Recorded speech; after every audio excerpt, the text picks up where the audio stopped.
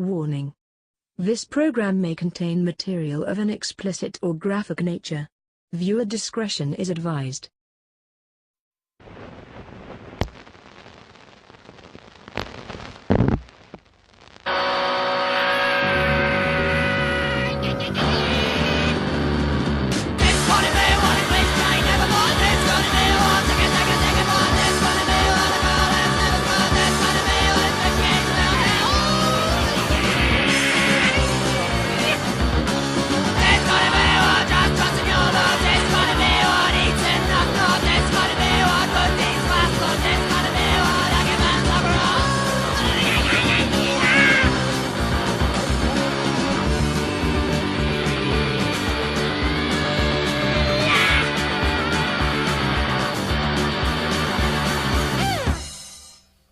Broadcasting undead from the B Ward, this is the Post-Mortem Show. I'm Dom. And I'm JD, and today we are going to do something new. Yeah? A new top 5 list. Something creative. Technically, I guess every top 5 list is a new top 5 list, though. That's true, but a new top 5 idea. Yeah? Top 5 cast of killers. Yeah. We're going to take serial killers. We're going to tell you who we would want to play these killers. And a little bit about the movie we would make. Yep. Guaranteed to be gloriously insane. Part of a nutritious breakfast. Yeah. And the reason why I came up with this list, I'll just get right into my horror news, right? Horror news. Like I said, the reason why I came up with this list is Quentin Tarantino is making a new movie about Charles Manson. Yeah, I'm interested. Already attached to the project? Or in talks, I should say, are Brad Pitt and Margot Robbie. Really? So Brad Pitt is Manson? I don't think Brad Pitt is Manson. Maybe he's Tex. Yeah, I could see him be, or like Bobby Beausoleil. He'd be a good Bobby. Maybe, or maybe he's a detective or some shit. Yeah. Or maybe he's the drug dealer that Manson shot. Yeah. But he'd have to be in blackface if he did that. Yeah. But, yeah. Margot Robbie, I don't know. Is that going to be Sharon Tate? Only time will tell. Or one of the Manson girls, because she's got the whole psycho thing going from playing Harley Quinn. Yeah, it's just low-hanging fruit, I think, to make her crazy right after that. She was overrated as Harley Quinn, too. I didn't think she was that good. I never even watched it. I won't. Don't waste your time. Will not watch it. If you don't like superhero movies to begin with, especially don't waste your time. Yeah, so we'll get into who we think would play Manson, but that's my horror news, and that also is the reason why I came up with this list. Is new Charles Manson movie, mainstream director. Let's see where it can go. Yeah. Well, Quentin Tarantino does violence really well, though. So. He does. I really hope it's good. I really hope it's good because I don't think he's done a movie that I didn't like. He has ones that, like, once you see it, you don't need to really watch it. I'm not a big fan of the Kill Bill set. I'm not a real big fan of that. They're probably his weakest movies. The weakest ones, yeah. Like, I love Django. I love the fucking Nazi Inglourious Basterds. Yeah, I really like that one. Nazi killing one. You know, of course, what's not to love about killing a bunch of Nazis? True. But, yeah, I'm hoping it's good just because if it's good, maybe we can get some more good serial killer movies. Yeah, he's buddies with Eli Roth. Maybe Justin and Dr. Mambo will make an appearance in the movie. Yeah, they could. They would definitely fit in with the whole groove. Yeah. You dig? Yeah. But the thing is, you know, with all these fucking superhero movies, it's because they make money, and some of them were considered good. Now they're going all fucking crazy with the superheroes. Well, if this movie can deliver some Charles Manson, maybe we'll get some good serial killer movies. Yeah. It's a possibility. Yeah. I was looking at iHorror, or maybe it was Bloody Disgusting, and they were talking about a made-for-TV movie about Jeffrey Dahmer. I don't remember what it's called, but I'm going to look it up, and it might be on my good or bad movie next episode, if I can find it. All right. Because apparently it was an extremely underrated movie, and they're saying it was one of the better Jeffrey Dahmer films. I like the movie Dahmer with Jeremy Renner. I still need to watch it again. Maybe we should Nostalgia Killers that one sometime, since you liked it and I didn't. Oh, yeah, we're doing Nostalgia Killers this time.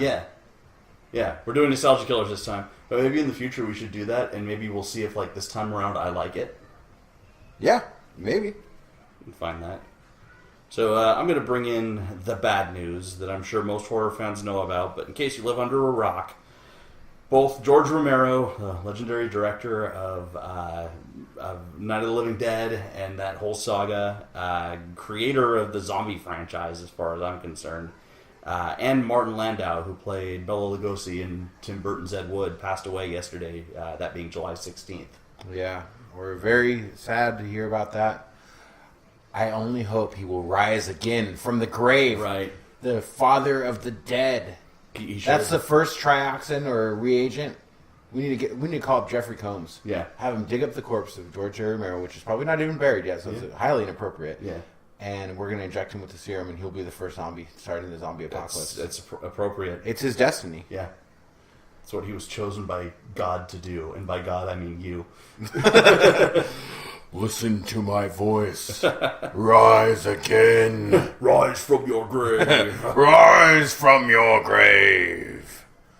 Yes, indeed. So, I have a question for you, Dom. I have an answer, maybe. Would you watch a horror movie about a giant butthole in the forest? Yes. Does that sound awesome or what? Immediately, yes. Graham Cooper has a bizarre idea. He's going to make a comedy thriller called Bubble Butt. Okay. It's about a porno-loving slacker who finds something most unusual while looking for a quiet spot to jack off in the forest. This is what Cooper said about his project. This story has been excavated from the deep recesses of my spirit, and I greatly appreciate that you have taken the time to explore these crooks and crannies. No pun intended, right? I find it slightly embarrassing to admit any personal connection to the material, especially the more grotesque qualities inherent in this piece, but nonetheless, it is very much an autobiographical tale about repression, one of the most universal yet taboo topics in the history of the planet. It's true. Film, along with other group-based creative projects, seem to be in better position than any other art forms to tackle this challenge, due to the allowed distance between the makers and finished product. There is never a mandatory personal connection between the two, and the concept of influence or inspiration can further muddy the waters. A creator is safe, for the most part, from unwanted parallels and comparisons. In the case of Bubble Butt, I will not hide behind this buffer zone. The vision of a man who thoroughly stashes a collection of pornography in the woods, coming across an unconscious female body being sucked into an anal-like hole, came deep within me, and stuck around long enough to finally acknowledge its existence and value in my life. I'm very grateful to have caught this glimpse of my deeper, still rather repressed self, and look forward to sharing it with as many people as possible. Perhaps even it can help start a conversation about those images, feelings, or impulses we've got stuck down in the dark well within us, begging to burst out into the open air. Wow, like a fart. Very articulate thing to say for a movie about a giant butthole in the woods. That's what I'm saying. How can he get so pretentious and artsy about the butthole in the woods movie? I mean, I guess Nicholas Winding Refn could have directed if it. he... A Nicholas Winding Refn butthole. Even with that being said, even with his quote coming off a little high and mighty. You know, maybe he's fucking around, you know? Maybe, yeah, but here's the official synopsis. Bubble Butt is an absurdist thriller comedy. That's a fucking stupid term. Yeah. About a 34-year-old mama's boy named Brandon, who chances are hasn't done a sit-up since out of the womb.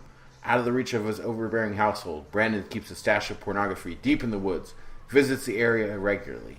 Here he sheds off the constraints of being a person in society and can truly be himself. During one of these visits, Brandon comes across an unconscious woman, hair stringy and covering her face, getting pulled slowly into a large hole in the ground. He tries to help, but the hole is too strong. So he runs off with the intention of never thinking about the moment again, a common practice for him.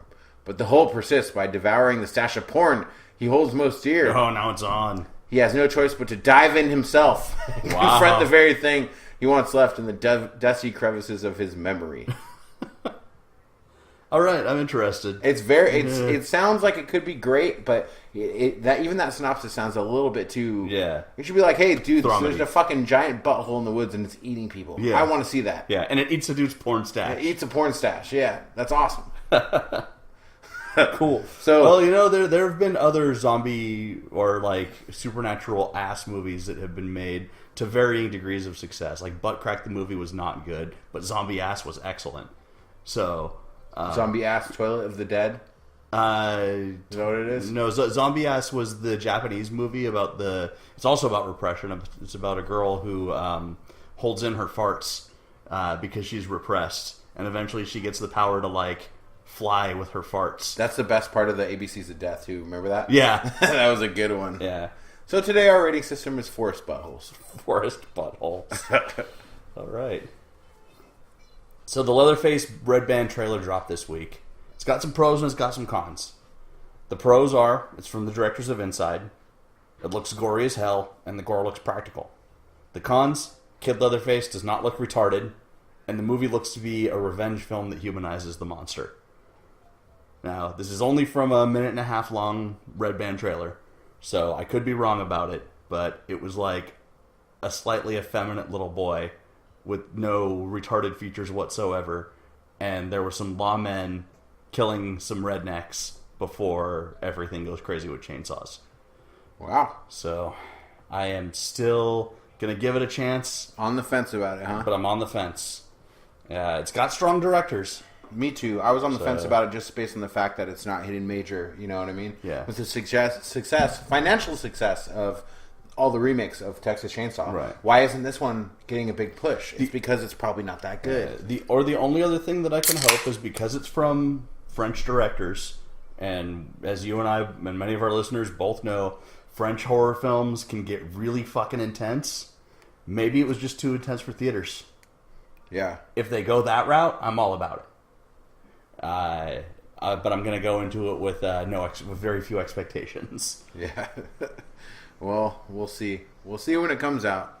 I'll give it a chance. I love me some Leatherface, but just doesn't sound like it's going to find its legs like we want it to. Yeah. Well, I got some good news, though. In addition to my giant butthole talk. Which is the best news I've heard all day. And Charles Manson. Bill Skarsgård, the new Pennywise, and the new upcoming It, has been cast in the series Castle Rock. Really? Signed on. So will he be Pennywise? Ooh. Only time will tell if Pennywise is going to be in this TV show, too. Well, it didn't take place in Derry. It didn't. But the thing that it is the same thing that is the monsters in the Dark Tower. So it's part of, like, the Stephen King universe. Well, he went to say he's been cast as a young man with a unique legal problem. So I don't think he's going to be Pennywise. Unless he's Pennywise being a supernatural entity and just is like the clown that the monster took shape of. Yeah. That could be it. But the way it seems, it's probably not going to be Pennywise. It's just he's getting really connected to Stephen King now. Yeah. Maybe he'll be that guy. He'll be the Mick Garris. The Stephen King guy. Yeah, like the Mick Garris. Why don't you stick to being the Stephen King guy, Mick Garris? Yeah. We got to take our name. Asshole. I know you had a TV show of the same name in the early 2000s before we started podcasting, which I recently found out after talking a bunch of shit about him taking our podcasting. Well, fuck your TV show. It's not on now. Yeah, it's not on now. It's fuck canceled. the early 2000s. What the fuck else was there? Fucking Limp Bizkit? 9/11 and Limp Bizkit? Yeah. And fucking Mick Garris' TV show? Yeah. Bullshit. You're listening to the real Postmortem. Yeah. Mick Garris fucks goats. Yeah. Yeah. Right in the butthole. That giant butthole in the woods is Mick Garris. That would make that movie even more awesome. Hi, can you send me some Stephen King movies down here? I'm lonely. That's all I got this week. Kevin Smith's planned Krampus movie has been scrapped because too many fucking Krampus movies have been made in the last few years. And instead, a movie entitled Kilroy Was Here is in production, based on the famous World War II graffiti. The story is about a man who comes home from the Vietnam War, falls through society's cracks, and slowly turns into a vicious, deformed, baby-eating monster. Wow. So, I know nothing about this Kilroy. So, during World War II, there was this graffiti that popped up all over the place. Nobody really knows where it comes from, but it says Kilroy was here. And there's a picture of this cartoon dude with a really long nose. Okay. And it was just sort of like a mystery of World War II. Like the Plague Doctor nose? Yeah. No, but honestly, it looked like Ziggy. You know those Ziggy cartoons? Mm-hmm. But if he had a dick for a nose. But like an uncircumcised dick. I used to have, when I was a little kid, a Ziggy that you pushed his hands and his pants dropped and he had a little dick. Really? And that's very strange. Huh. That is weird. Kid's toy. Yeah. Especially because Ziggy's on like completely like inoffensive greeting cards and shit. Yeah. Huh. Fuck you, Ziggy. Go hang out with Mick Garris in your forest bowl. So, Kevin Smith has got a pretty good track record for horror. He brought us Tusk. He brought us Red State. Tusk was good. Red State was really good. I did not like how it turned into an action movie at the end. It was way too heavy on the action. Yeah. But the setup and the woman and the trailer and shit was really well done. And the church, I loved all that. You know the guy died that played the preacher, and he was also in Tusk. Yeah. I can't remember his name right now. Yeah, I heard he died too. Yeah, it sucks. So. But we'll see how he does with this. He's gonna have. He says it's gonna be brutal. He says it's gonna be gory. You liked Yoga Hosers a lot more than I Yeah. did. I liked the concept of little kraut sausages. Yeah. But yeah, it was. I hated the scene. I hated a lot about it. So we'll see what happens. I hope it's good because he gave us Tusk, and I really like Tusk. Yeah. So That's all I've got. that's it for horror news. We're not doing the good movie and the bad movie. We're not doing the Durskirina Schnitzel. We're not doing after movies this week. We're doing nostalgia killers. Yep. Blood Diner. In time for its 30th anniversary, we're going to review Blood Diner and Necronomicon. The Book of the Dead. The Book of the Dead. And then we're going to get into our top 5 cast of killers I'm looking forward to this. after this. Hi, thanks for listening to the Postmortem Podcast. If you want to support us, go to our website at www.postmortemshow.com and click the Amazon link. By clicking on the Amazon banner, Amazon will give a small percentage of the purchase price of your item back to the Postmortem Podcast at no additional cost to you. That's right. It doesn't cost you any money. We get money. You want us to keep doing this? You want more Doug Jones talk? You want more dick and fart talk? I don't care. We're going to do it. Fund our filthy, filthy habits. Yes, and they are many and they are vast. And most of them aren't legal. Yes. Click the banner. Just do it. Come on, don't be a dick. Give us money.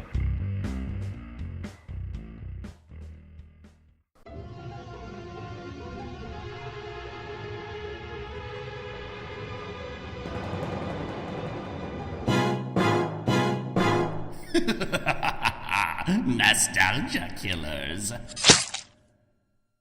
All right. This week we're doing nostalgia killers, which is when we take movies we haven't seen since we were kids or part of our childhood. We watch them again and we see if they hold up. Yeah. Some don't. Just in time for the 30th anniversary, we have Blood Diner and, based on H.P. Lovecraft, Necronomicon, the Book of the Dead, Yeah.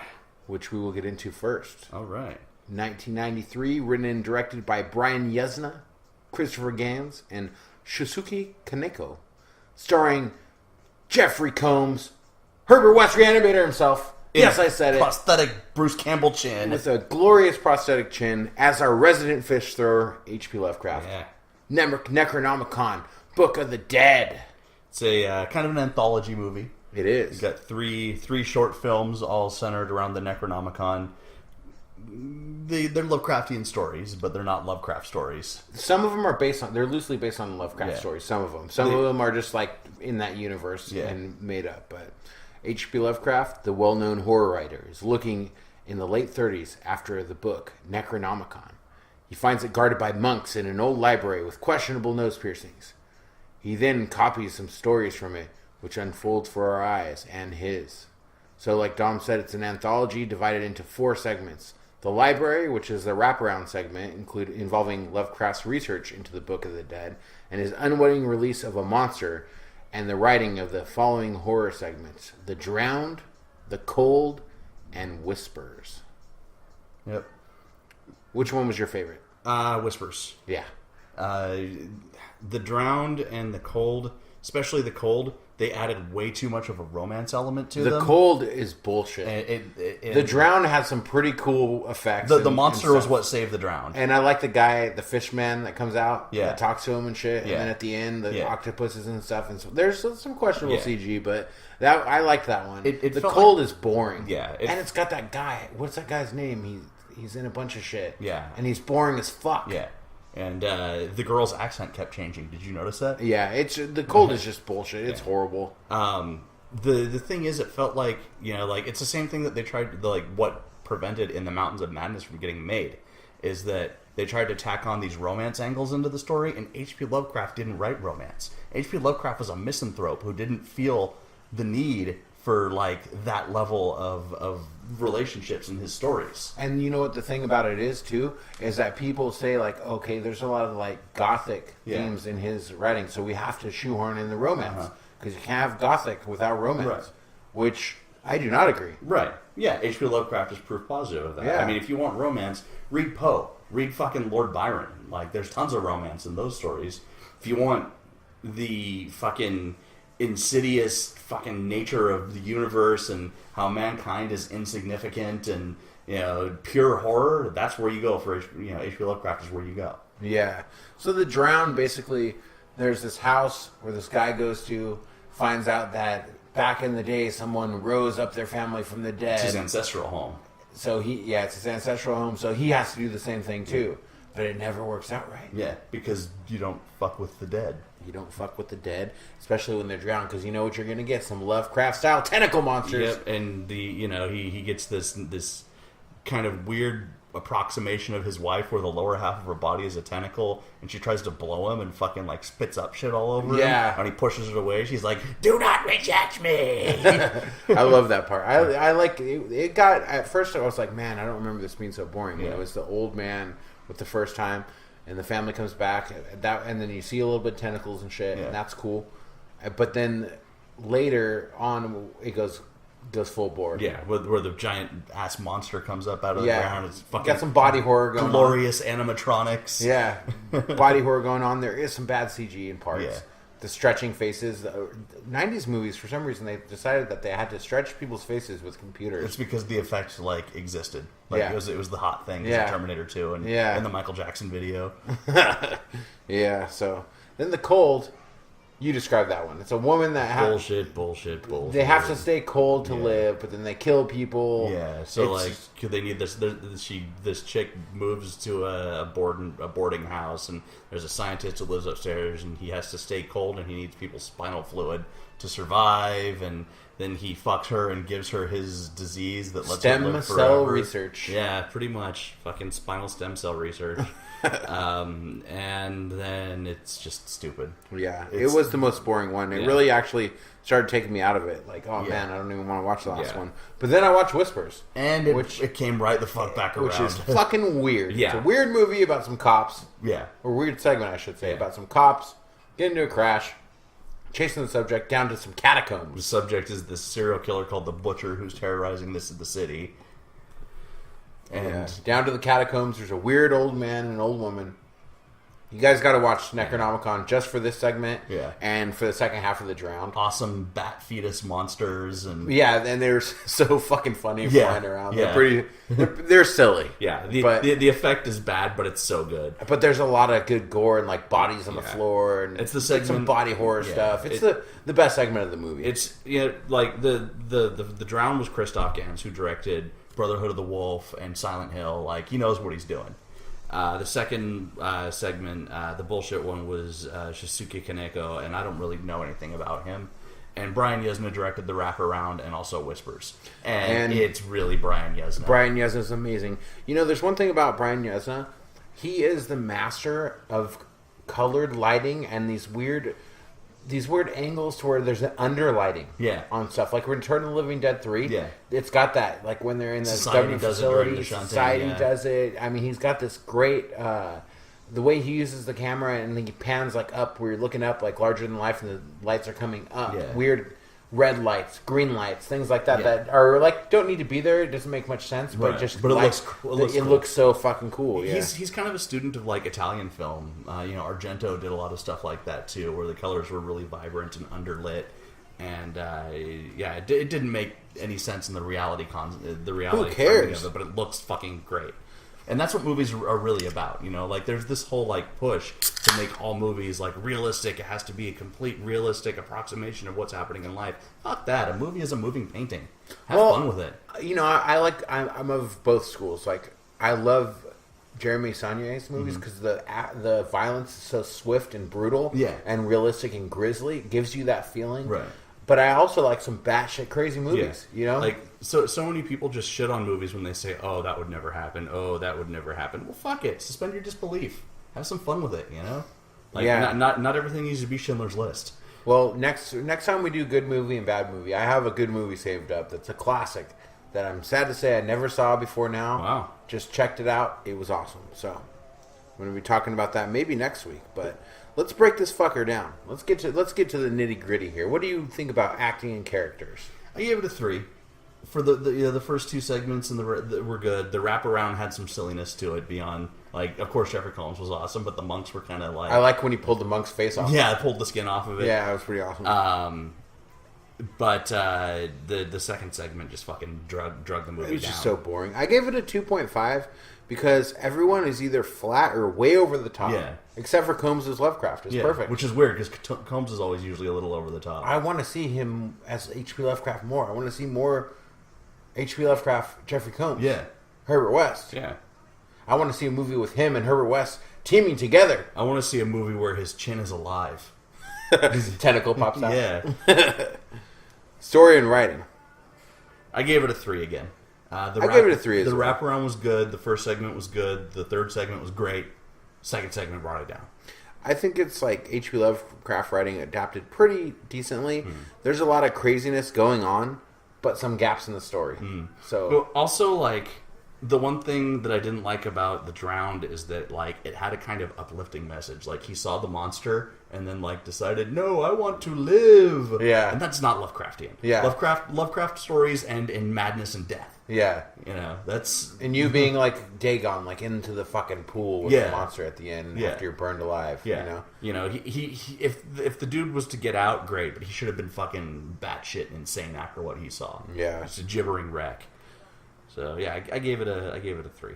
Me as well. Well, I'll go to the best part to me, special effects and production. I gave it a 4. Gave it a 4.5. Jeffrey Combs looks exactly like H.P. Lovecraft via the fantastic prosthetic chin. Yeah. He looks exactly like him. Yeah. The drowned fish man was pretty cool, although I wish when he talked, his jaw moved. Yeah. It's kind of Halloween masky because his jaw wouldn't move Yeah. when he was talking. The octopus faces were way over the top but enjoyable. The monster that came out of the floor at the end of that first segment, there were a couple times where you could see its teeth wiggling. Yeah. Some good body horror, but the characters in the first segment would have listened.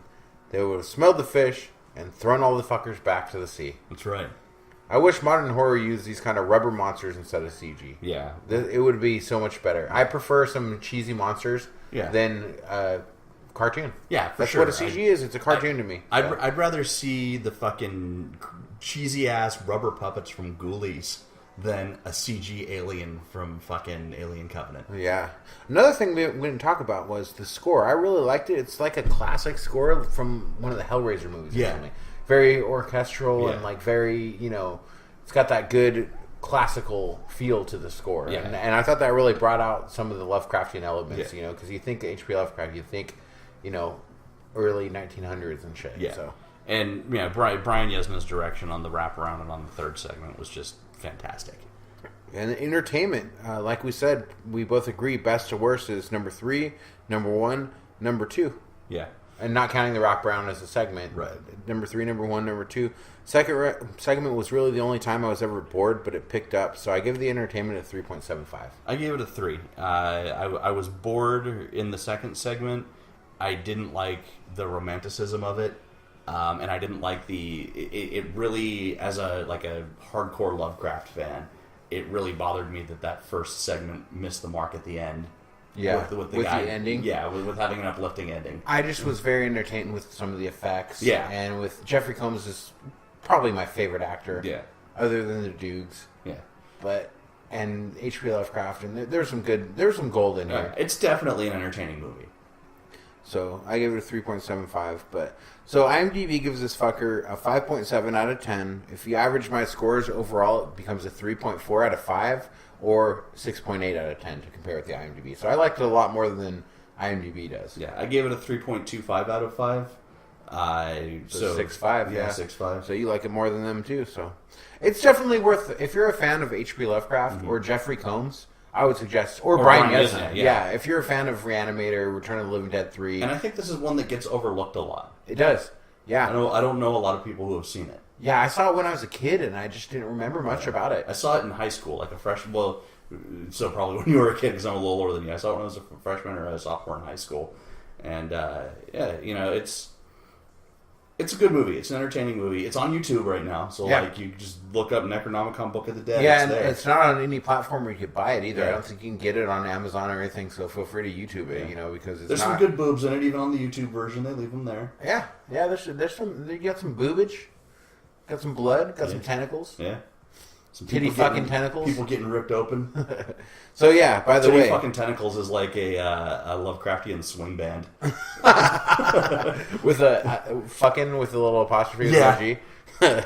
So yeah, 6.8 forced buttholes from me and 6.5 forced buttholes from Dom. Yeah. So we'll elect to keep Necronomicon because with Nostalgia Killers, if it's under 5, we're gonna chop it. But If it's under 3, we're gonna chop it. Well, then you double it. So yeah. Under 5 out of 10 if you double it to compare with IMDb, since everyone's all about the 10 instead of the 5. Yeah. Under 5 or 2.5, it's getting chopped. So yeah. Now, in time for the 30th anniversary, 1987, directed by Jackie Kong, Blood Diner. Jackie Kong is King Kong's aunt. Little Asian ant Yeah. of a monkey. 2 cannibals / vegetarian diner owners are on a wacky quest to restore life to the 5 million-year-old goddess Shatar.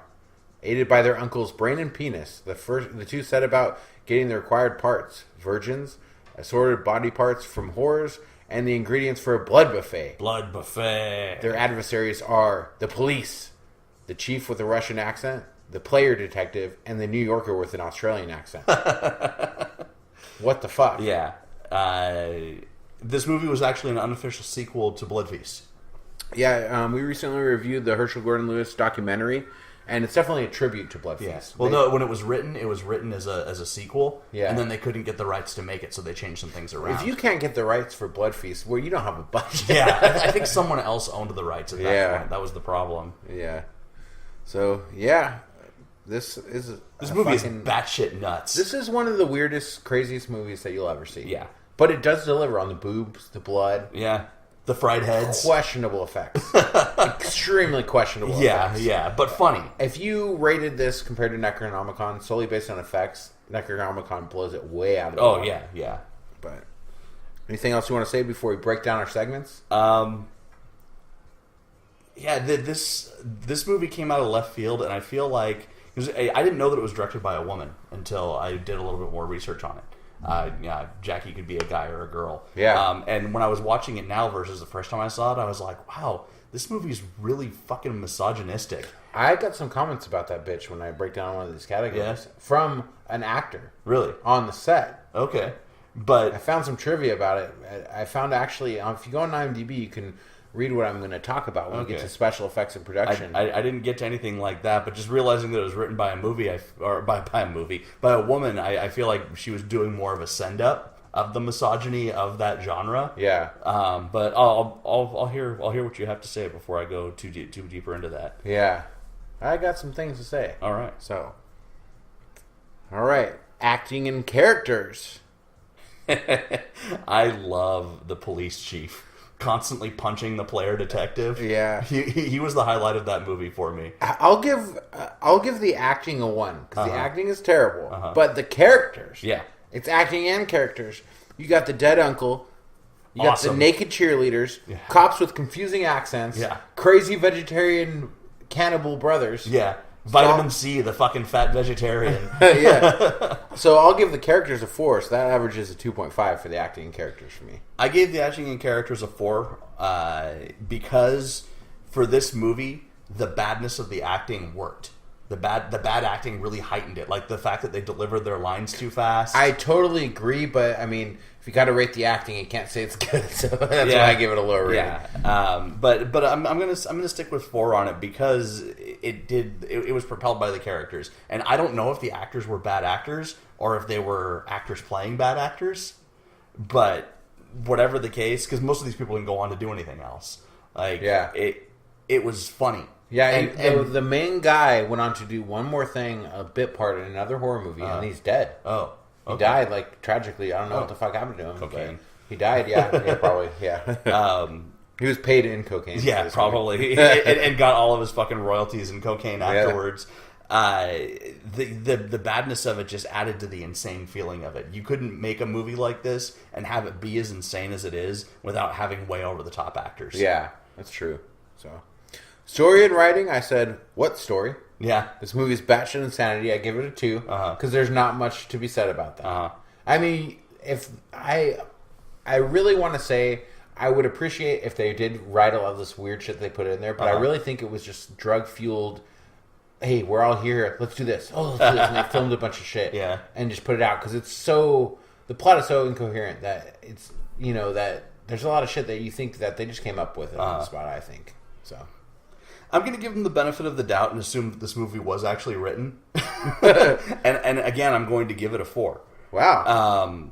Because if they were setting out to make something that was fucking insane and a send-up of a genre, which in 1987, the genre hadn't really been established yet. So they were sending up something that wasn't really... that all of the parameters weren't set yet. Yeah, if you could see it with 2017 eyes and write this movie... I bet it would be even better. Yeah, if you had a good comedic writer, to get it going, I bet it would be even better. Yeah, I think it was ahead of its time, and I appreciate that. And especially being ahead of its time, I gave it a little bit more wiggle room because nobody really knew how to make a movie like this. I don't even think Dead Alive had been made yet. I'm giving all these categories horrible ratings, but I'll explain at the end. Okay. Because although... when you say acting and character, story and writing, if I have to judge it on this shit ain't Shakespeare. I can't give it a good rating. This is not fucking Road to Perdition. Yeah. Special effects and production. Okay. So, this is where we get into Jackie Kong. Okay. Most effects are bad, right, in this movie. I read a review from someone who claimed to play one of the zombies in this movie that said... So many people walked off set because Jackie Kong was so fucking hard to deal with and such a bitch to everyone and demanding and acting like she was fucking Spielberg or something. Like she's this fucking amazing director and she's this Hollywood type, that they had to get random homeless people as stand-ins off the street and make them up as zombies. So not much makeup. I don't know if... I don't know if this person was homeless at the time of the filming. Right. Probably not, but... Most of the women that were cast in this movie were cast because they appeared in Jugs magazine. That makes sense. Yeah. So that's why they got them. No acting experience. That's why they can't act, The zombies all had to sit around in the makeup. So this effects might have been a little bit better, but they had to sit around in the heat. It was like 100 degrees or something for the whole fucking day after getting the makeup. Most of the makeup had ran off before filming. And they didn't fix up anything. You know why it ran off before filming? Because Jackie Kong filmed the same 2 sentences of dialogue for like 6 hours.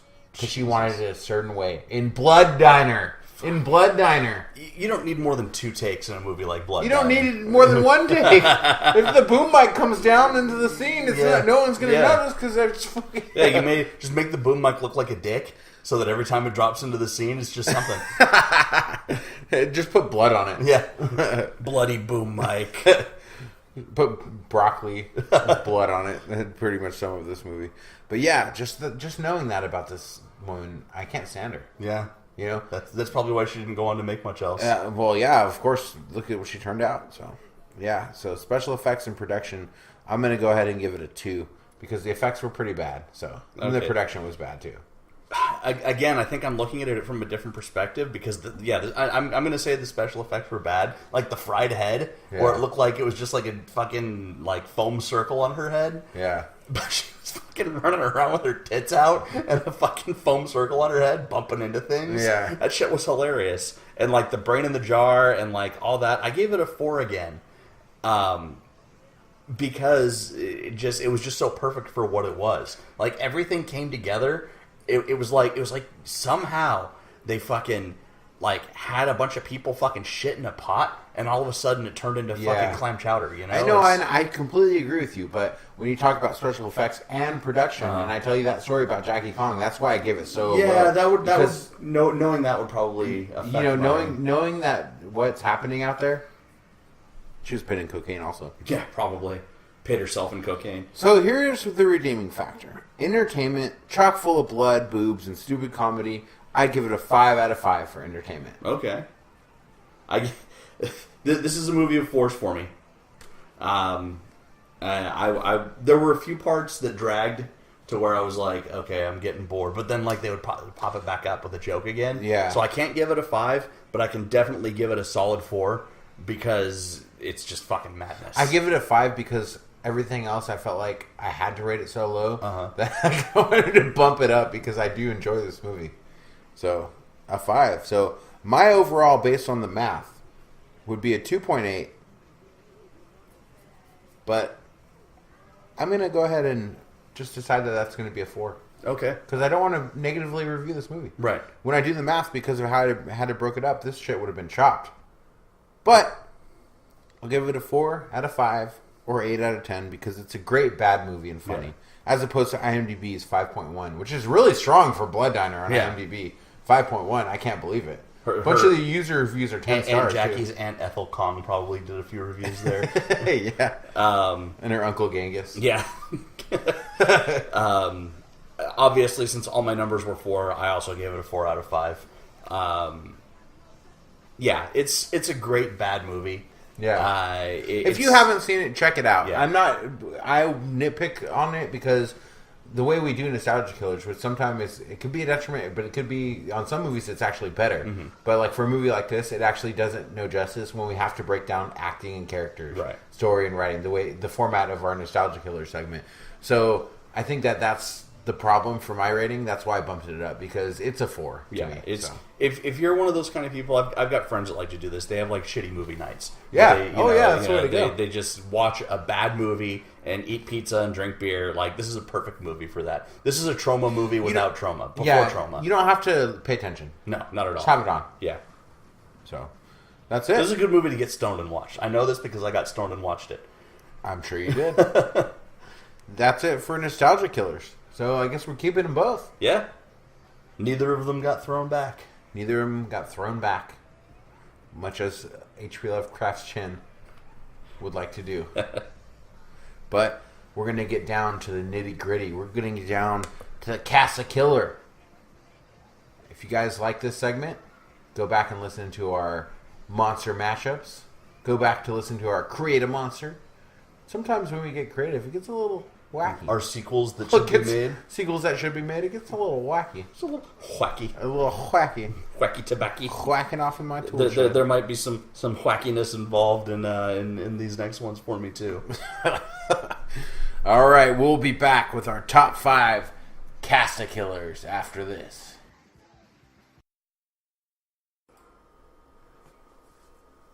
Hi, thanks for listening to Post Mortem. We need money. Yeah, we have no advertising budget. We don't want your money. We want you to share this shit. Tell a friend. Tell an enemy. It doesn't matter. Tell your grandma. Tell your grandmother. Tell your dog. If he's like my dog, he might be interested. Yeah, that's right. We talk a lot about dogs on this show. We do. We're a horror/pet podcast. God damn it. So spread the shit around. If you guys get a chance, give us a rating on iTunes, Stitcher, SoundCloud, YouTube. Leave us a review. Hopefully it's 5 stars. Tell us what you like. Tell us what you want more of. And share this fucker so we can get more ear holes and get that good advertising money so we can use it. I need drugs. Tom needs drugs. He needs to refill his prescription. These are legal, prescribed drugs. That's right. I got a prescription. And I need crack. Thanks, you guys. Thanks for listening. We appreciate it. We appreciate all your emails. And hopefully next week we'll have another real sponsor. Won't be re-recording these old messages. That sponsor could be you. That sponsor could be you, so send us your shit. We're easy. Fucking Screambox. Fuck you, Screambox. Fuck you in the face. Yeah, or Shudder. I can't remember which one it was. Either one. Fucking both. Fuck you. Dicks. Anyways, thanks for listening to Postmortem.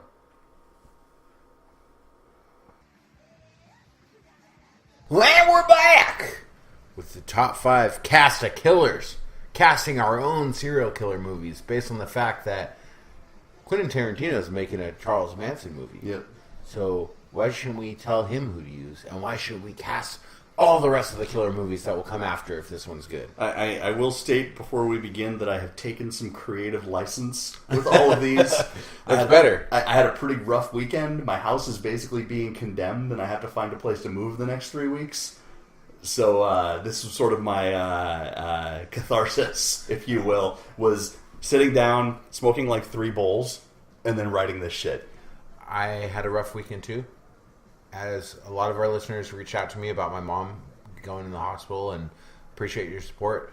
My dad has been in the ICU and just got out, transferred to a regular room at the time of this recording, and is doing a lot better, about to get out too. So It's good to know. I appreciate everyone reaching out to me for that as well. But we're not going to get to the sad. We're going to get to the crazy. That's right. We're going to get to my number 5. So, my number 5 is based on not one killer, but 2. A duo. Duo killers who killed a lot of people in Northern California years ago. Their names are Leonard Lake and Charles Ng.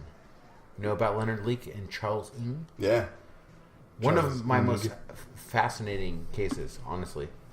So what Leonard Lake and Charles Ng did is they killed people, they robbed people, but so what they did, their whole goal was to make a subservient sex slave.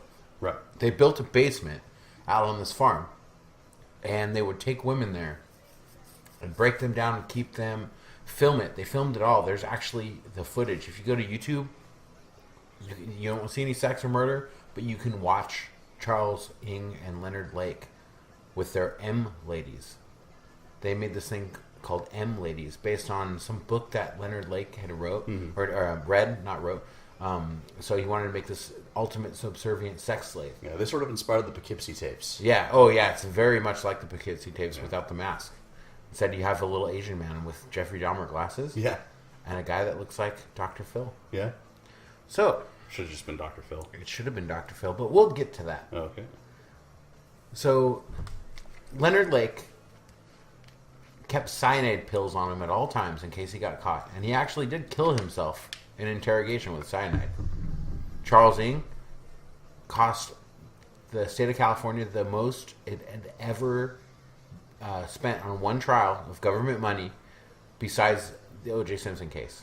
O.J. beat him after the fact. What did he do? I'm not familiar He with that. kept part of on the story. firing his lawyer over and over and getting mistrials and mistrials, and ended up costing like $200 million to the Jesus. state for his trial, and eventually was fried. Yeah.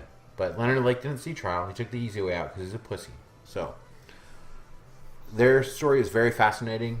There's a great Killer Couples, which is normally like a man and a woman, but there's an episode of it. It was an ID show with Leonard Lake and Charles Ng that breaks the whole thing down. There's books about it. I encourage you guys to check it out. If you're into true crime and serial killers, they're one of the most fascinating cases to me. Yeah.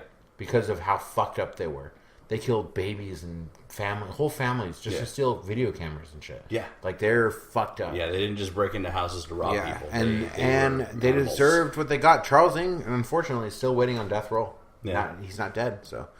But I'm going to make a happy movie about this whole thing. Okay. So, as we said, Leonard Lake, as played by Dr. Phil. You have some serious issues, Charles Ng. And then Dr. Ken Jeong from The Hangover. Yeah. Playing Charles Ng Dr. Ken. in a double doctor serial killer movie. Yeah. So, what they're going to do, they're going to go and capture their first M lady to torture and make a sex slave, which is going to be Dr. Ruth. Okay. And then that doesn't work out. They kill her. They bury her behind the farm. So after that, what they're going to do is they're going to go capture another M lady, played by Dr. Drew. In drag. In drag. Okay. That's not going to work out Yeah. either. So, and the list goes on and on. But famous celebrity doctors, because this is a doctor-themed, for no reason whatsoever, I guess you could say. But Leonard Lake and Charles Ng, and the story of the doctors and the sex tapes. Sex doctors. Sex doctors. Forrest Butthole sex doctors. Dr. Love. All right. Well, David Berkowitz, known also as Son of Sam and the 44 caliber killer, is an American serial killer who was convicted of 8 separate shooting attacks, began in New York City during the summer of 1976. Crimes were perpetrated with a 44 caliber Bulldog revolver. He killed 6 people and wounded 7 others by July 1977. As the number of victims increased, Berkowitz eluded the police in the biggest manhunt in the history of New York City, while leaving letters that mocked the police and promised further crimes, which were, of course, highly publicized by the press. And Biff told him to kill. Biff. The killing spree terrorized New York and achieved worldwide notoriety. When he was finally arrested, Berkowitz claimed that his neighbor's dog drove him to kill, that it was possessed by a demon, and demanded a blood sacrifice. So, in this alternate reality version of the story, Berkowitz, played by noted character actor Vincent D'Onofrio, was never caught. Instead, he and the neighbor's dog, voiced by Gilbert Gottfried, pack up in a 1957 Volkswagen Beetle. And then played by Biff. And go on a blood-splattered road trip across the United States to find fame and fortune in Hollywood. Relentless violence and non-stop hijinks ensue as Berkowitz and the dog, who of course refuses to talk to anyone but him, bring murder and mishaps to some of the United States' greatest landmarks. I want you to drop him off Mount Rushmore, Richard. The title of the movie? Son of a Bitch. I didn't title mine. Wow. What would I title mine? I think we threw a couple out there with our doctor jokes. Yeah. Dr. Death. Voiced by Jim Ross. I know you're doing titles. Yeah. I didn't remember that I did titles. My number 4 is about the butcher of Plainfield, Edward Theodore Gein. Yeah. Born August 27th, 1906, died July 26th, 1984, was an American murderer and most notably body snatcher, because he only had 2 confirmed kills. Yeah. His crimes committed around his hometown of Plainfield, Wisconsin, gathered widespread notoriety after authorities discovered that Gein had exhumed corpses from local graveyards, fashioned trophies and keepsakes from their bones and skin, and nipples. Made lamps and nipple belts. He made a nipple belt, a belt of nipples.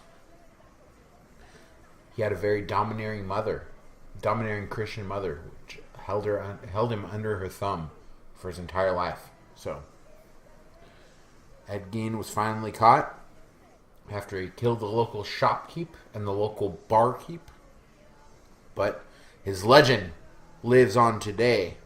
Very inspirational in the world of film. Yeah, there's a bunch. Yeah. Texas Chainsaw Massacre, loosely based. Yeah. Psycho, Silence of the Lambs, loosely based. And the real story of Ed Gein is more like Psycho than Texas Chainsaw, or Texas Chainsaw, the fancy dinner scene. Yeah, with the bowls of human skulls and stuff. That's Ed Gein, right? Not a chainsaw. Yeah, but Psycho with the mom, and doing it for his mother and all that shit. That's more Ed Gein. Yeah. Silence of the Lambs, not so much, just cannibalism. Right. But Ed Gein was not it was cannibal. Buffalo Bill making the woman's suit. Yeah, that's true. But Ed Gein, not a cannibal. No. Never ate any parts of the victims. He likes just to made make bowls shit. out of their skulls. I like to be really crafty. He was an artist. They called him Crafty Gein. As played by John C. Reilly. Okay. Dewey Cox himself. Yeah. I think that would be good. John C. Reilly is Ed Gein with the little hat, the little checker hat. Yeah. And also playing Ed Gein's mother, John C. Reilly. Nice. That's what makes it better. Yeah. You can imagine the old gray-haired mother of Ed Gein played by the same actor who's playing Ed Gein. And if you guys don't know who John C. Reilly is, he was in Boogie Nights. Yeah. He's the one who sang with Dirk Diggler in Boogie Nights. He is Dewey Cox. He's in Step Brothers. He's the one that isn't Will Ferrell. He's with Will Ferrell in a lot of movies. Yeah. He was in that Walk Hard. Yeah, Dewey Cox. Yeah, he's Dewey Cox, yeah. That's probably guy with the curly hair. He's on Tim and Eric. Curly hair. He's very funny, and I think that he would do a great job. And he does awkward really well. And Ed Gein was awkward as fuck. Yeah, and so you have to have a cameo by Will Ferrell as Ed Gein's dad. Okay. The guy who sings the Guns N' Roses song. And Step Brothers would be Ed Gein's brother that he shot. That's not a confirmed kill because they never really ruled it against him, but a lot of speculation is that Ed Gein killed his brother. Yeah. So, yeah, that's it. And I would just call it Gein. Yeah. Eddie. Eddie. I lie, I cheat, I steal. Corpses. Corpses. So, my number 4, Ted Bundy, American serial killer, kidnappist, rapist, burglar, and necrophile, who assaulted and murdered numerous young women and girls during the 1970s and possibly earlier. Shortly before his execution, after more than a decade of denials, he confessed to 30 homicides committed in 7 states between 74 and 78. The true victim count remains unknown and could be much higher. In this story, Ted Bundy, initially played by Evan Peters of American Horror Story fame, was not executed. Instead, he was taken to a secret government lab so that his brain could be studied as part of a project to better understand serial killers. A paper mix-up, however, sends Bundy to a different lab, where his brain is taken out of his head and placed into the skull of a gorilla cadaver as part of an experiment to create a human-gorilla hybrid super soldiers. The transplant... You always have to go ape. You always gotta get there. I'm not done yet. I'm not done yet. The transplant is a success, but upon waking, the Bundy gorilla escapes the lab and rampages through the secret government facility until it finds an experimental new erectile dysfunction drug that gives it the penile strength of 20 men. We have to always go there. Soon, the horny serial-killing necrophile gorilla is unleashed on Washington, D.C., and not even President Reagan is safe. The title, King Kong Bundy. King Kong Bundy. You know what? We always have to go with the fucking sex enhancement drugs. And apes. Yeah. Like, some kind of animal-human hybrid always fucking something. Every time we do these creative things. What does that say? It's where, man, that's an archetype that exists in my brain. Me too. It's been both of us. Yeah. This is my only one that doesn't have it, but maybe I'll get there. We'll see. So, all right. Number 4, right? Number 3. Number 3. My number 3 is the werewolf of Wisteria, the Moon Maniac, the Boogeyman, the Brooklyn Vampire, Hamilton, Howard, Albert Fish. Yeah. May 19th, 1870 to January 16th, 1936. Monkeys and the Pee-wees. Yeah.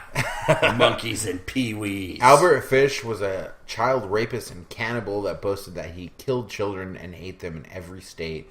At one time, he stated the number was about 100, although all that cannot be proved. He'd have to eat like 2 children in every state. He had a big God complex, too. Mm-hmm. He thought he was Jesus. He was very religious. He's suspected and confirmed of at least 5 murders. Jesus was all about that child murder and cannibalism. Yeah. If you make Albert a fish, he's got to rape a kid. Throw him back. This was a fucker that should have been thrown back. Yeah. He confessed to 3 murders, told the police that that's all he would confess to, but also confessed to stabbing at least 2 other people. He was put on trial for the kidnapping and murder of Grace Budd, which took the nation by storm in the papers, and was convicted and executed by the electric chair. Albert Fish was a piece of shit. Big time. Cannibal. That documentary about him was hard to watch. It is. And so he took some boarder back to his room and tied him up. And they had like consensual somewhat sex and BDSM for a couple days. Right. And then he cut the tip of his dick off. Yep. At the head. And left. And not all the way off. Yeah. Just a little bit. And then he threw him $20 on the ground. Yeah. Here's for your troubles. He's a fucking asshole. Yeah. Like, he's killed and 8 kids. Especially if you read the Grace Budd letter. Yeah. It's horrible. Yeah. The letter he wrote to Grace Budd's parents. Yeah. Saying. Talking about what he did. About, hey, at least she died a virgin. I didn't fuck her. I just hit her. Horrible. Yeah. Albert Fish is one of the most notable serial killers of all time. In my movie, he would be played by John Waters. That's a total Albert Fish. Yeah, for He could be the best Albert Fish that you could ever imagine. And then Divine would play Grace Budd. And you can go from there. Yeah. You can write the plot. You might have some assholes pulsating like... Some dog shit eating. Some dog shit eating. You're going to go straight John Waters directing, starring, and writing and adapting for screenplay the Albert Fish story. That's what it's called, the Albert Fish story. Some John Waters, Albert Fish. I think that could be, I can't like Fish story. Yeah. Maybe like Christopher Walken when he was the Continental on Saturday Night Live. That might be my alternative. It's funny that you mentioned that. I'm going to get to that later. Me too. All right. Carl Panzeram was a serial killer, rapist, arsonist, and burglar. In Jailhouse Confessions and his autobiography, he claimed that he committed 21 murders, most of which could not be corroborated, and over 1,000 sodomies on boys and men. You fuck them. You steal them. You kill them. Apparently he butt-fucked someone to death. Yeah. Yeah. I would imagine. After a series of imprisonments and escapes, he was executed in 1930 for the murder of a prison employee at Leavenworth Federal Penitentiary. All right, brace yourself for this one. I'm completely... TV's Jaleel White stars as a down-and-out Steve Urkel. Urkel? After the Winslow family has moved out of his neighborhood and he no longer has Carl to harass and Laura to obsess over, the once brilliant Urkel turns to a life of drugs and gay prostitution, ending up homeless on the streets of Chicago. Steve feels that he's lost all directions and plans to end it all when a new Carl comes into his life. Carl Panzram, played by Tom Hardy. Tom Hardy would make a good Carl Panzram. Yeah, he would. I have another idea on my list, but he might be a little too old, but we'll see. At first, Panzram plans to bugger Urkel to death, but after discovering that the still brilliant scientist has genetically altered his butthole to make it able to receive sodomy from a penis of virtually any size at any pace and remain tight, Panzram falls in love with Urkel, and the two embark on a killing and butt-fucking spree that brings Chicago to its knees. Only the return of Carl Winslow, played by Reginald Bell Johnson, who was brought out of retirement by the Chicago Police Department as a special consultant on this case, can bring Urkel back to his senses. Or is it too late? Has Carl Panzram's spell of murderous debauchery affected Urkel's mind forever, and are the two of them on a one-way street straight to hell? The title, Did I Do That? A Tale of Two Carls. Put a new meaning to the term hot Carl. that is the ultimate hot Carl. Carl Panzram, though, if you guys don't know much about him, he is the scariest person who ever lived, in my opinion. Yeah. He used to ride the rails, rape a bunch of hobos. Yeah. Because that's what he learned when he was a kid. He used to get raped. He used to get raped by hobos when he was homeless. Yeah. And he fucking jumped out of the fucking over the wall of the prison, broke his legs and his back, and still went on to rape a bunch of people. Yeah, that was a guy that was just fucking fueled by hate. He was. I don't believe in an actual metaphysical devil, but if there is one, it's that dude. Yeah. You know, there's a great documentary by John Borowski about Carl Panzram. Yeah. I think it's the only one of his documentaries still on Netflix. I believe it is. If not, it's on Amazon Prime. All of his stuff is on Amazon Prime. Spirit of Hate and Vengeance? Yeah, Carl Panzram, The Spirit of Hate and Vengeance. It's so good. Yeah. You guys need to check it out. So, my Carl Panzram, instead of my honorable mentions, I'll just kind of tell you who it would be. Tom Selleck. That's Carl Panzram. Wow. You dirty him up a little bit. He's got the mustache for the job. He just needs the chest tattoo. Yeah. All right, number 2. Or no, that was your number 3, right? Yeah. My number 2. There was a man who was a plague on the streets of L.A. He even took his business up as far as San Francisco. His name was Kevin Devine. They called him the Night Stalker. Oh, yeah. Richard Ramirez. A satanic man who would listen to a lot of AC/DC. That was his favorite band. Yep. He would rape old ladies, but only after they were dead. He could only fuck people after they were dead. So he'd go on a killing and necrophiliac spree While smoking crack. that terrorized Los Angeles until an angry mob, chased him down the street from a 7-Eleven when they recognized him and beat him into submission. Yep. And then he As he deserved. later went on to marry a bunch of girls in prison, get love letters. Crazy bitches. He's dreamy. He's dreamy. He's got those high cheekbones, bushy eyebrows, Rockstar hair. dead eyes. Yeah. Lack of soul. Just what you want in a man. So, Crack addiction. in my idea for Richard Ramirez, the story of the Night Stalker, I'm going to cast someone that they need to resurrect their career. They deserve it. They've done a lot in the movie business and even the TV. And they're not afraid of scandals either.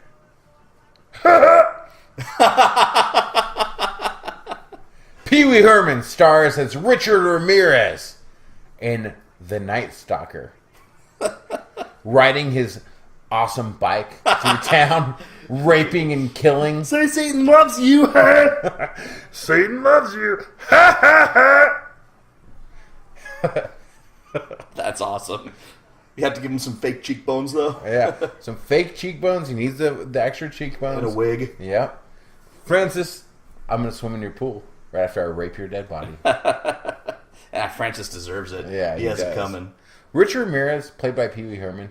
I don't think it could get much better than that. Wouldn't you pay to see that movie? Wow, I would. I don't care if you knew Pee Wee Herman was starring as Richard Ramirez. Yeah, it's going to be pretty good. Yeah, I would check that out of morbid curiosity, if anything.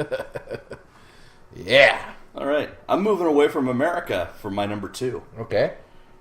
Very Idham Henyasya is an Indonesian convicted serial killer. Very confessed to killing and dismembering 11 people and desecrating their remains with a crowbar. Most of his victims were gay men. He was arrested in 2008 and was sentenced to death by the Indonesian criminal court. While in prison, he changed his name to Ryan, wrote an autobiography, and recorded a pop album that has not been released. They call him the Singing Killer. The Singing Killer? Yeah, he hid the bodies in his parents' backyard.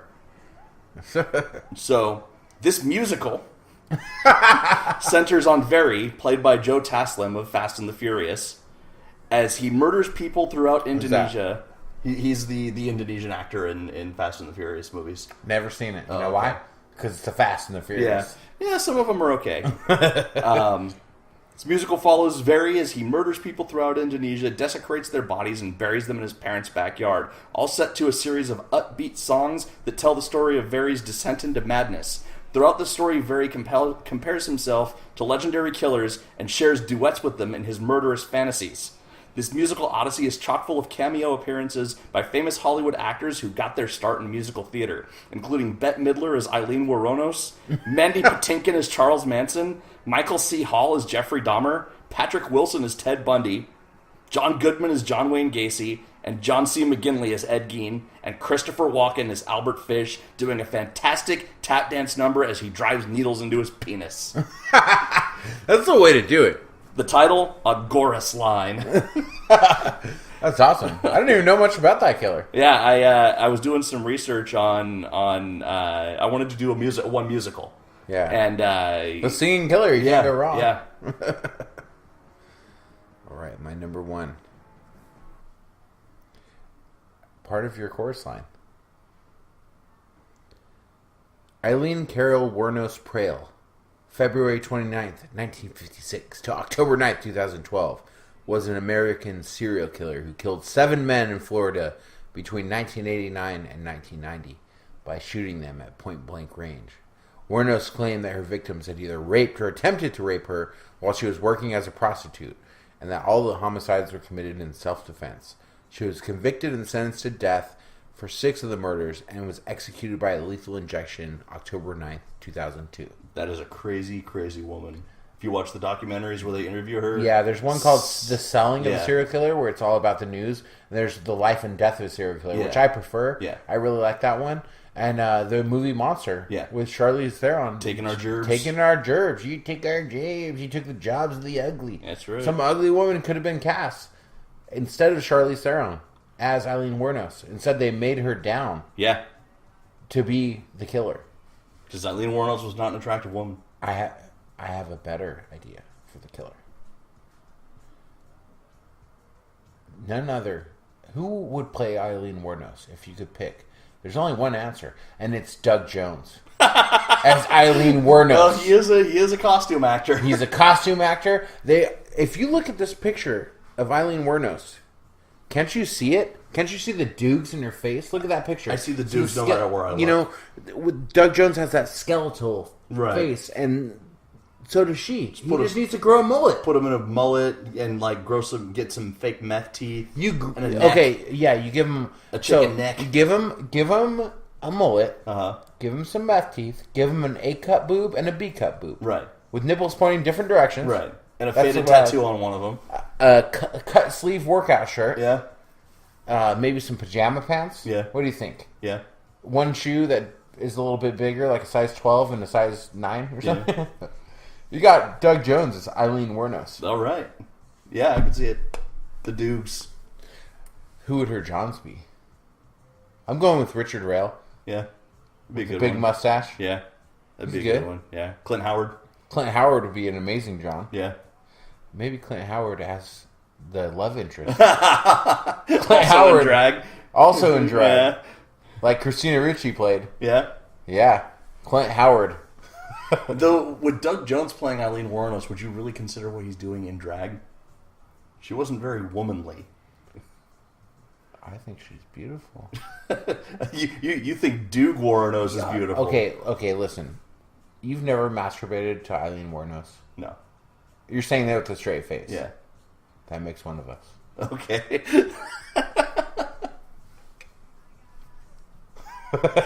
All right. So I've done American serial killers. I've done a non-American serial killer. My number one final serial killer. Not all serial killers are human. There have been multiple incidents in history of elephant serial killers, including the cases of Romeo the Killer Elephant, India's famous Roddy Ben, Topsy the Elephant, and most recently the case of a murderous elephant who racked up a total of 27 methodical kills in India named Osama bin Laden. In each of these cases, the elephants killed humans. They were driven to kill, generally out of revenge by the killing of a mate or a child or being kidnapped from their homes by circuses. But in the case of Romeo the Killer Elephant, he killed out of pure sexual frustration. Killed 8 men, and then they gave him a mate and he stopped killing. Wow. These are not mindless rampaging... You're going with a fucking elephant as your number one. Wait for it. These are not mindless rampaging beasts. Serial killer elephants are plotting, methodical, killing humans over long periods of time, stalking them. Do they kill other elephants too? No, just humans. I think that I don't blame them at all. I'll support any elephant killing a human any day. So, by the way they're treated and shit, like, I kill them, rape them, I don't care. Kill the humans. Yeah. To kill the other elephants too, then they're murderers. There'd be a problem? Yeah. Well, inspired by several true stories, a killer elephant named Benny, accomplished by a combination of animatronics and CG, voiced by Benedict Cumberbatch, nearly wipes out an Indian village after his mate is killed. Ben doesn't just gore and trample people, though. He uses his prehensile trunk and a sharpened rock to skin his victims alive. But why is he doing this? It's because he believes that the only way to escape the pain of being a beast is to become a man. So he's making a human suit out of his victim's flesh. Eventually, Ben sets up another elephant to take the fall for his crimes, don his man suit, and escapes India to New York, where he poses as a human and gets a job as an investment banker.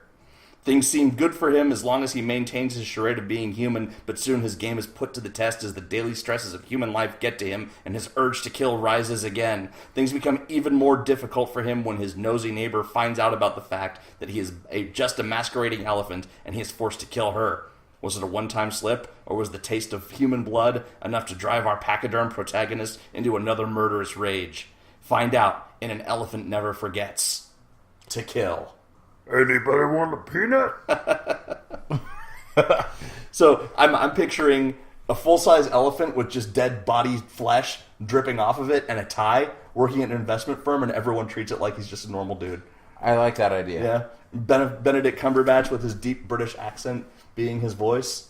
Maybe he goes on a few dates trying to have a normal life. Yeah. Elephant, number one. Yeah. I'm shocked. At least I had a cross-stitching Doug Jones. Yeah. I have a few honorable mentions. I think since I didn't really come up with any plots, I didn't know you were coming up with plots, so I'm just kind of winging on the fly. I throw all my honorable mentions into the musical anyway, except for the Menendez brothers, portrayed by Steve Guttenberg and Jeff Goldblum. That would be awesome. My honorable mentions: Saturday Night Live. Bobby Moynihan. You know who that is? Mm-hmm. He's very good. Yeah, the fat guy. John Wayne Gacy. I As played by Bobby Moynihan. I could see him actually be fucking menacing in that. Yeah. I think he'd be really good with his little fat bird face. Yeah. Neil Patrick Harris as Jeffrey Dahmer. Yes. Just put the glasses on. Yeah. Maybe grow the hair out a little. Maybe make the age a little bit less. Yeah.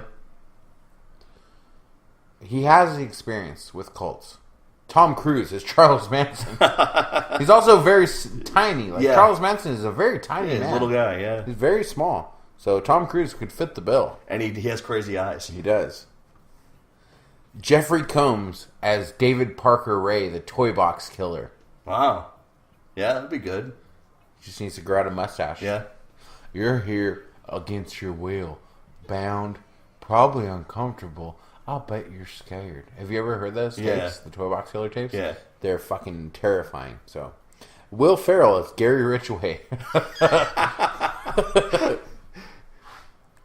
Jason Alexander from Seinfeld. Yeah. George Costanza. George Costanza as Dennis Rader from the BTK Killer. Yeah.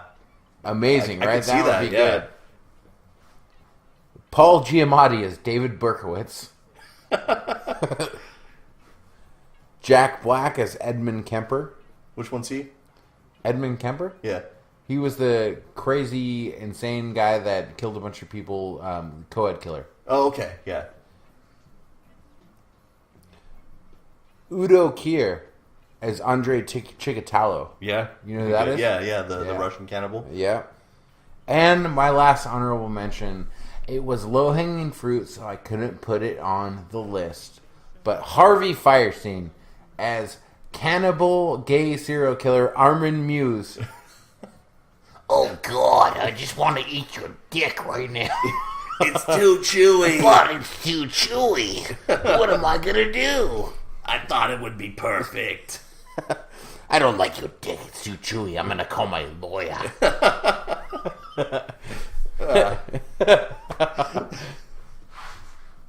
All right. Would have been my number one, but we go a little too heavy on the Harvey Fierstein. Yeah, we bring him up quite a bit. If you guys don't know who Harvey Fierstein is, it's a guy in Independence Day that works with Jeff Goldblum. It's an extremely gay Jewish man with a raspy voice. Yeah. Oh, God. David, I got to call my lawyer. But no, he's Armin Muse. Yeah. Eating dicks. Yeah. From the willing. Yeah. That's probably not too far off for him. He's probably ate a dick or two in his life, or yeah. at least kept him warm for a while. Yeah, hopefully. If he didn't bite him off, he at least kept him warm for a while. So that's it. All right. I think that's a Cast of Killers. successful list. I wish I would have been as in-depth as you and came up with plots and names and stuff. But no, I just have to make it up. Yeah. So.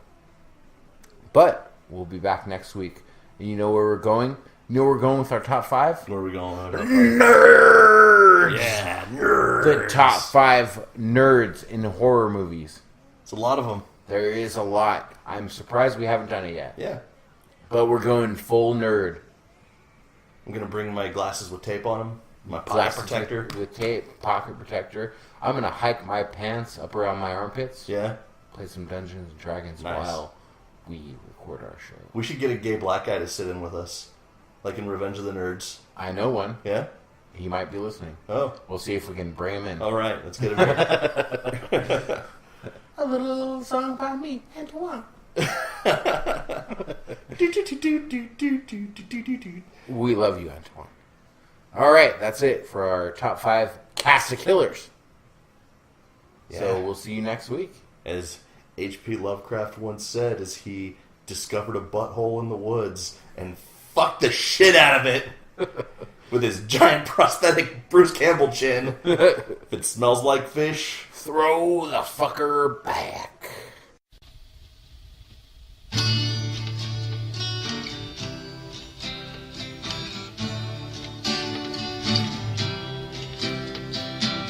I want to look you in the eyes as they rest gently in my hands. I will not say I love you, and I hope you'll understand, 'cause I do it all for Satan, and of course my lust for blood. Sometimes it's drug induced, other times just for fun. I wanna spoon you like Richard Ramirez. I wanna slice up your middle class face, redecorate your house in pentagrams, lipstick all over the place. I wanna get married in prison. You know my death will be avenged. Lucifer dwells within us all. I wanna see you in Disneyland, 'cause I do it all for Satan. and of course for AC/DC. Sometimes it's raping old ladies, other times for the money. I wanna spoon you like Richard Ramirez. You know death comes with the territory. I wanna bathe myself in your blood. Your maggots make me sick, you see. 2, 3, 4. I wanna spoon you like Richard Ramirez. I wanna slice up your middle-class face. Redecorate your house in pentagrams. Lipstick all over the place. Lipstick all over the place.